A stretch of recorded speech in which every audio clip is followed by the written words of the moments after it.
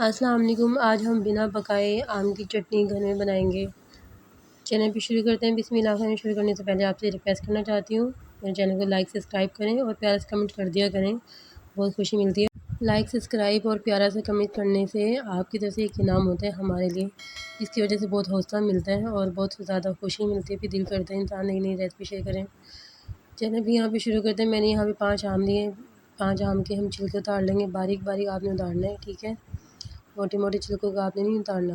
5 आम के हम छिलके उतार कर उसके गूदे वगैरह अलग कर लेंगे, जैसे कि आपको स्क्रीन पे नज़र आ रहा है। और गुठली, जो गुठली है ना अंदर की, वो आपने फेंकनी नहीं, वो आपने साइड पे रखनी है बाद में, ठीक है। तो चीनी मैंने यहाँ पे लिए 1 कप चीनी ली है। और लाल मिर्चों का पाउडर लिया 1/2 टीस्पून। नमक मैंने 1 टेबल स्पून लिया है, ठीक है। नमक अपने टेस्ट के मुताबिक आप डाल दीजिएगा। पुदीना मैंने लिया 2 टेबल स्पून।